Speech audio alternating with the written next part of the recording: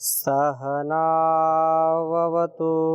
सहनौ भुनक्तु सह वीर्यं कर्वावहै तेजस्विनावधीतमस्तु मा विद्विषावहै।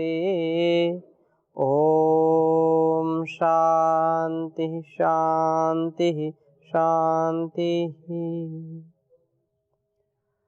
वैदिक जीवन पद्धति में हम चर्चा कर रहे थे अष्टांग योग के विषय में।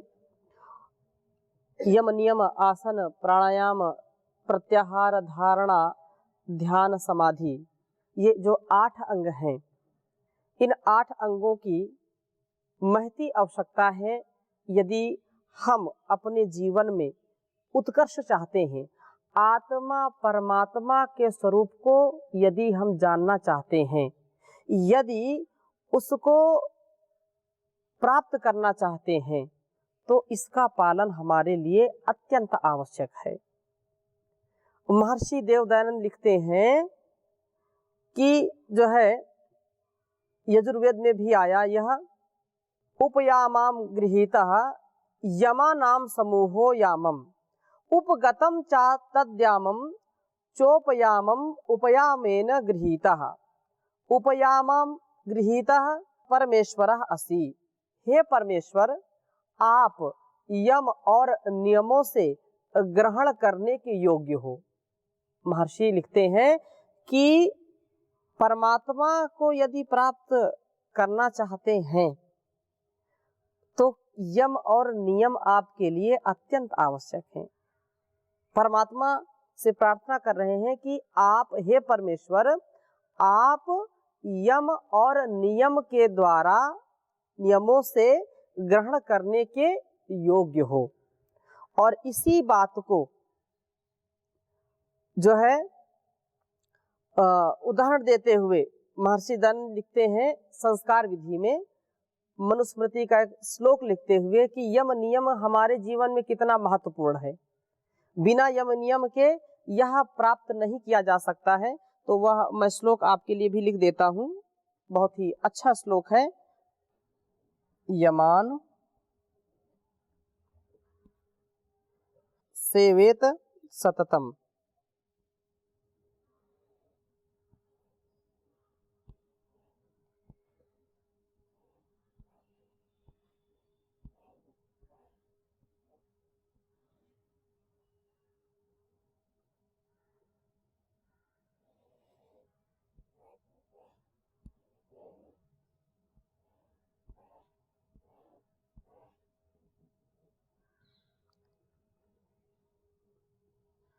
ना नियमान केवलान बुधैः।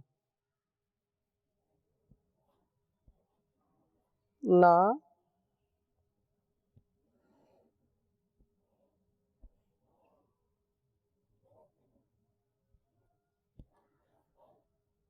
ना नियमान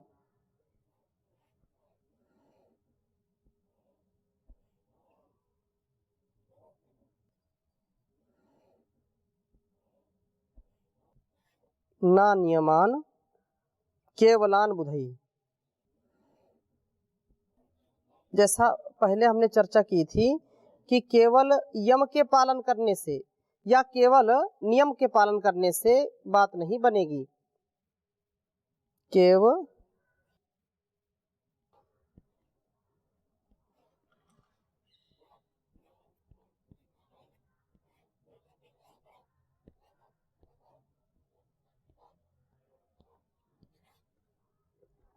आगे कह रहे हैं यमान पत्यत कुर्वाणो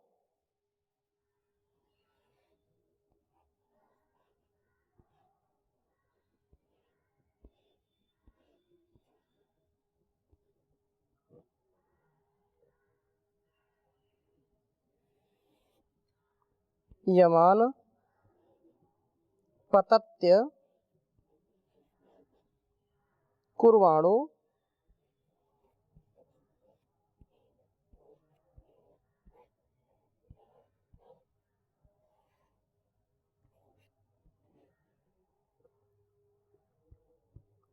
यमान पतत्य कुर्वाणो नियमान केवलान भजन।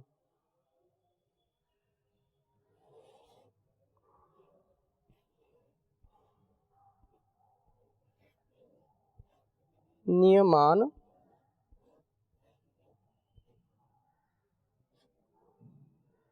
केवलान भजन।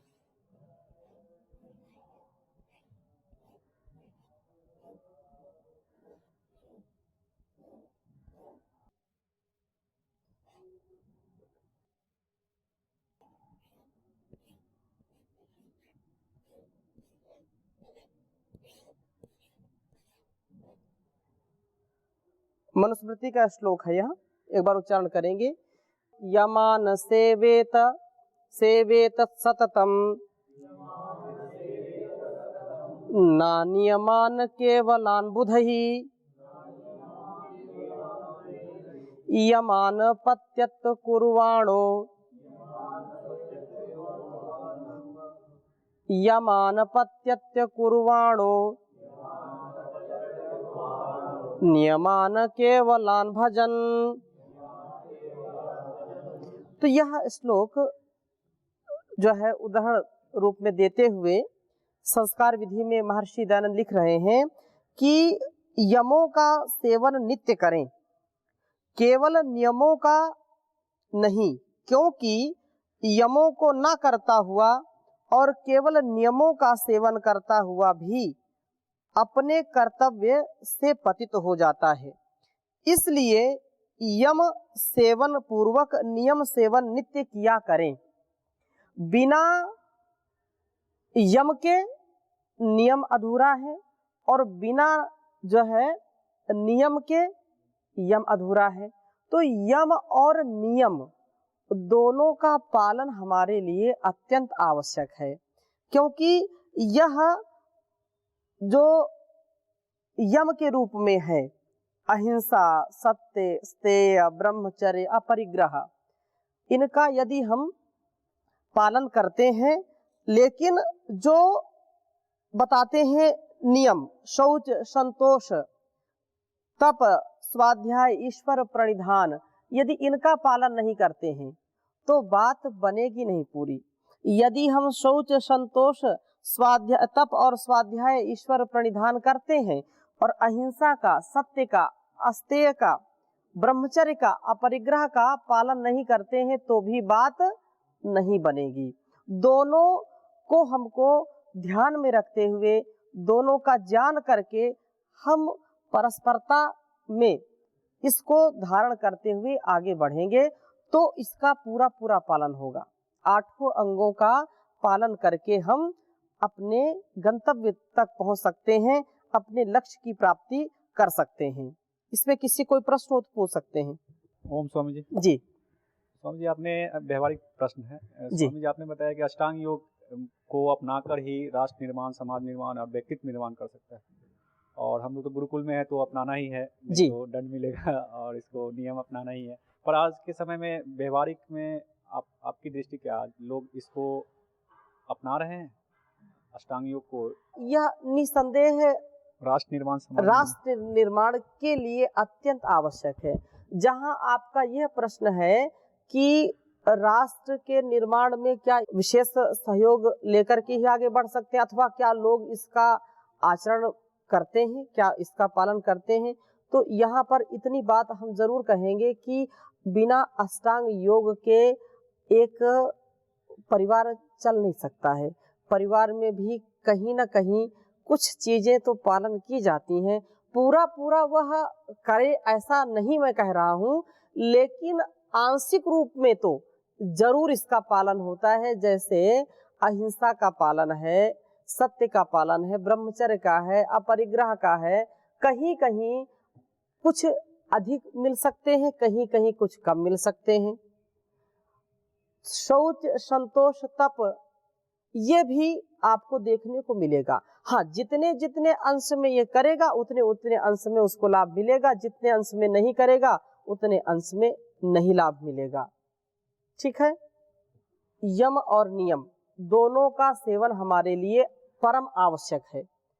इसी बात को न्याय दर्शन में भी कह रहे हैं, क्योंकि आपको पूरी पुष्टि हो जाए कि वास्तव में यम नियम दोनों आवश्यक हैं इस जीवन के लिए, जीव और जगत के लिए, कल्याण के लिए यह परम आवश्यक है।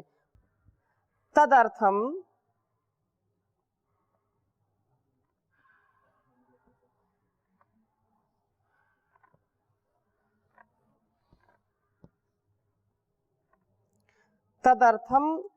यम नियमाभ्याम आत्म संस्कारो।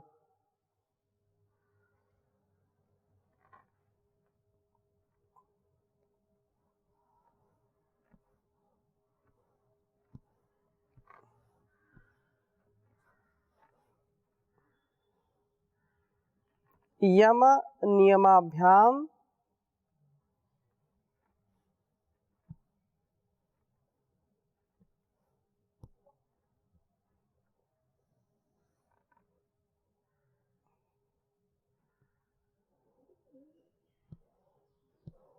आत्म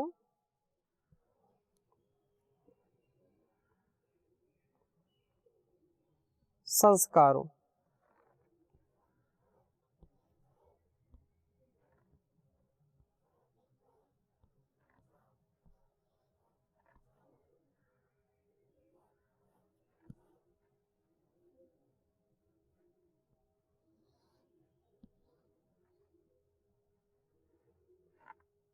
आत्म संस्कारों, आगे लिख लीजिए, योगाचाध्यात्म विद्युपायैः।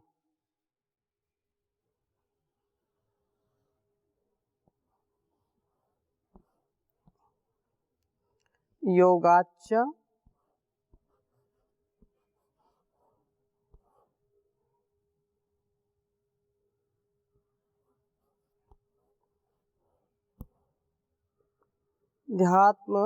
अध्यात्म विद्युपायैः।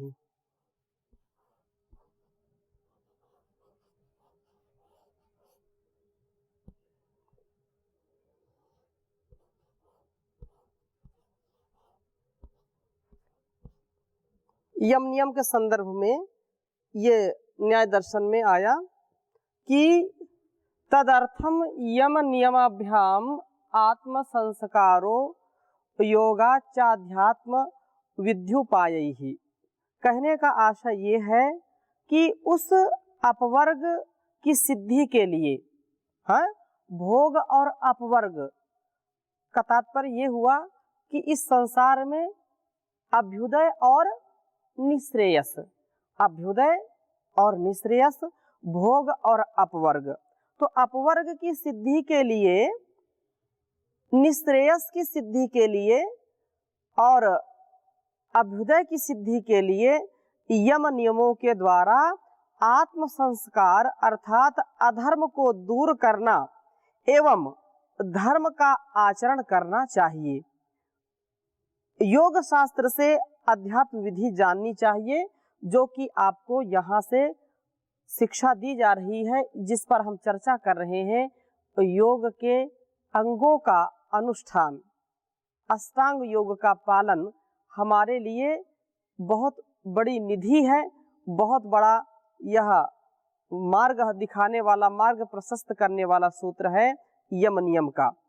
तो यम उपरमे, जिससे हम हर प्रकार से जो हमारे लिए दुरित, हमारे लिए अभद्र, हमारे लिए अकल्याणकारी है, उससे हम ऊपर कैसे उठ सकते हैं, तो वह है यम। क्या है वह? यम है। तो यम की चर्चा आरंभ करते हैं। तो यम जो विशेष रूप से महर्षि पतंजलि इसका व्याख्यान करते हैं सूत्र का, उनमें से अहिंसा जो यम है उनको आपके सामने रखा जा रहा है।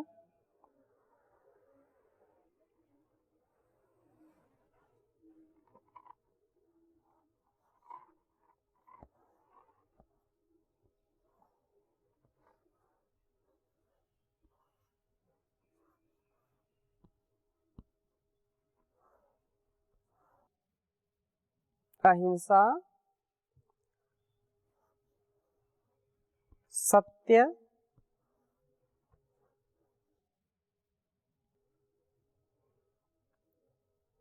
सत्यस्तेय,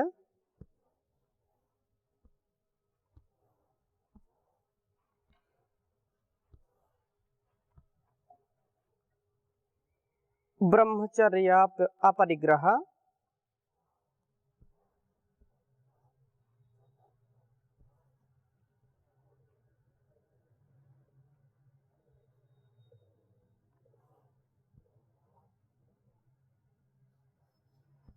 ब्रह्मचर्य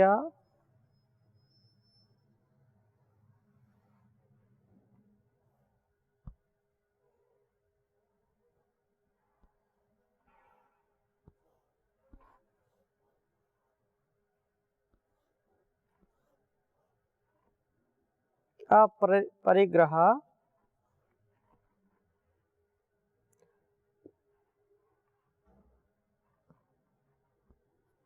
ब्रह्मचर्य अपरिग्रह यमाः।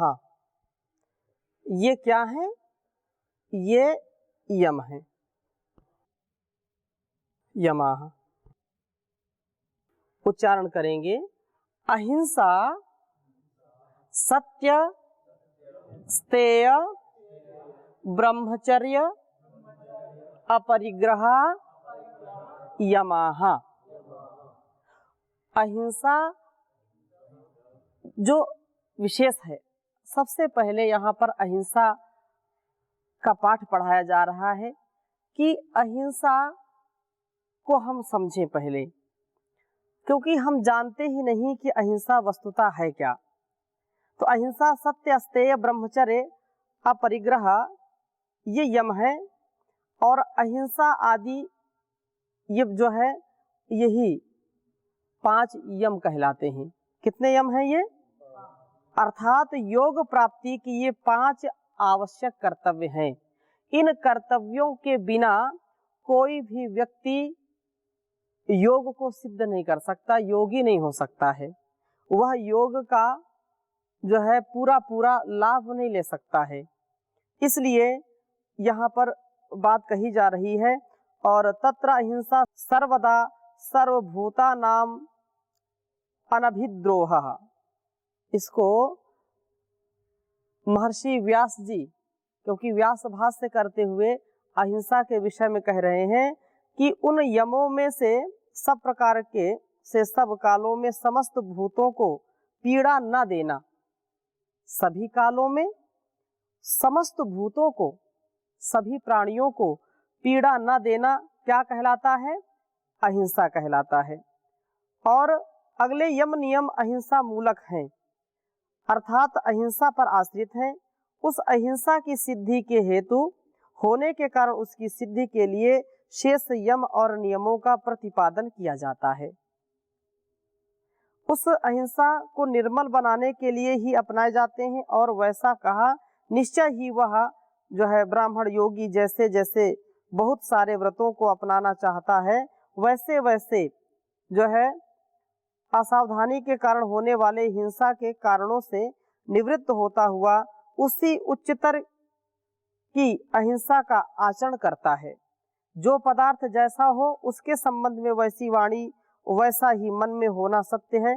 जिस प्रकार देखा, जिस प्रकार अनुमान से जाना और जिस प्रकार सुना, उसी प्रकार वाणी और मन का होना ये सत्य। अपने ज्ञान को दूसरों में पहुंचाने के लिए कही गई वह वाणी यदि धोखा देने वाली ना हो, भ्रांत ना हो, अभिप्राय को व्यक्त करने में असमर्थ ना हो, तो वह सत्य है। यह वाणी समस्त प्राणियों के उपकार के लिए प्रवृत्त होती है, प्राणियों के अपकार के लिए नहीं।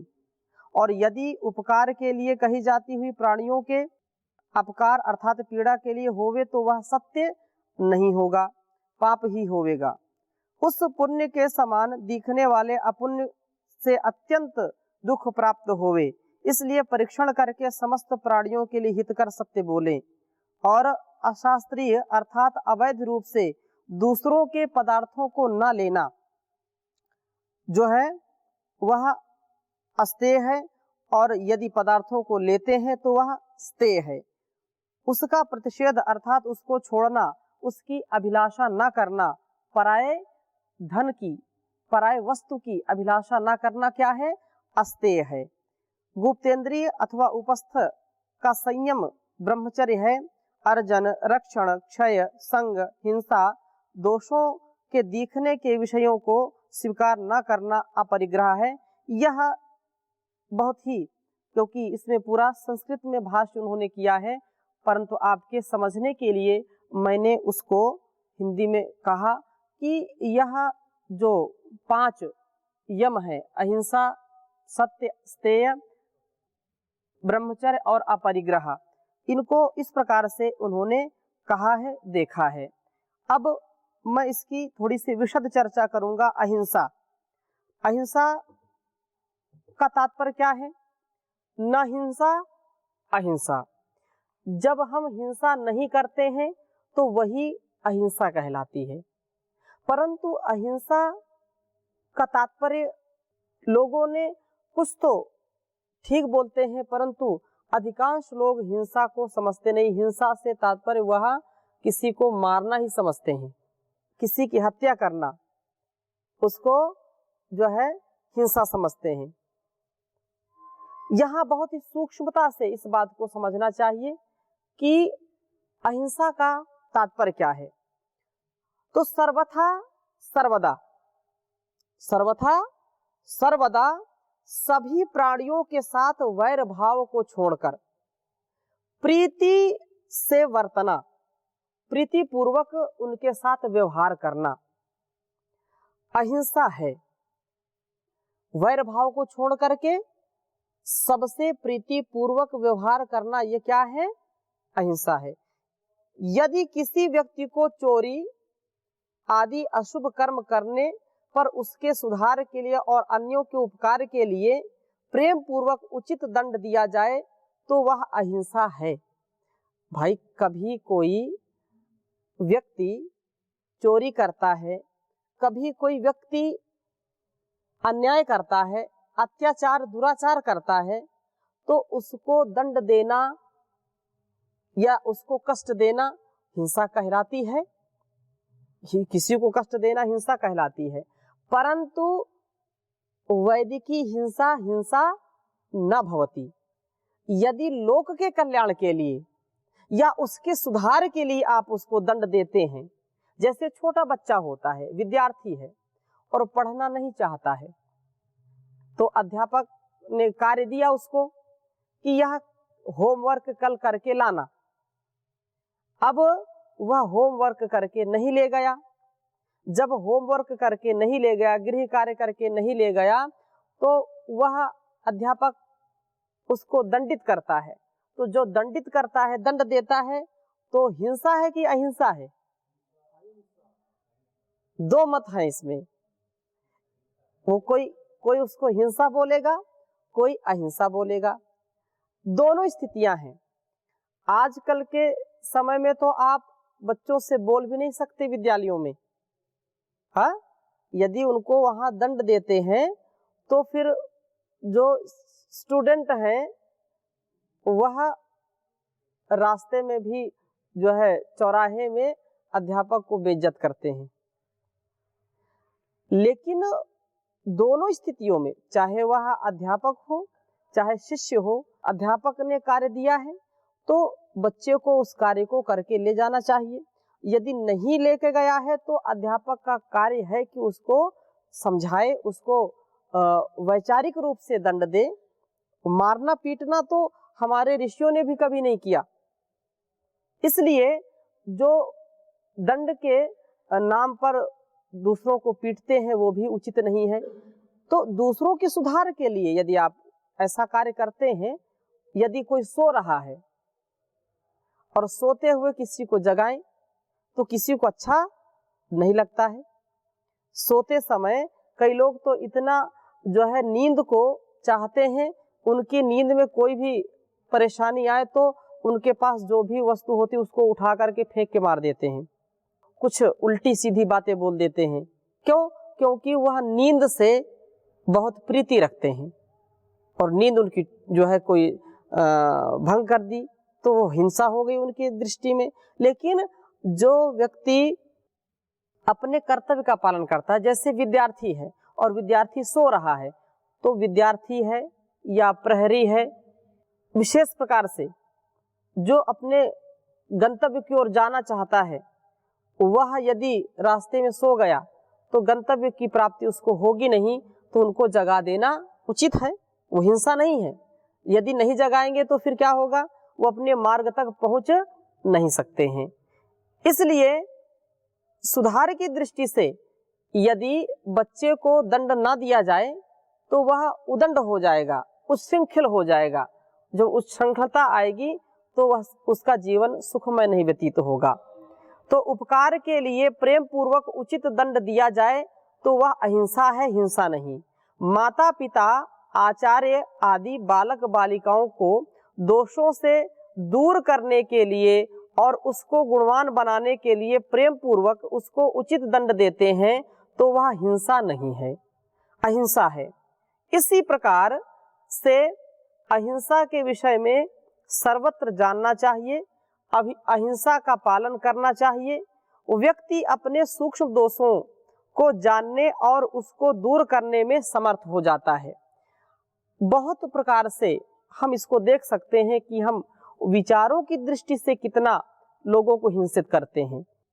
वाणी यदि हमने किसी को कठोर बोल दी, बोला तो सही बोला, लेकिन उसको बुरा लग गया, तो उसको समझिए कि आपने उसकी हिंसा कर दी।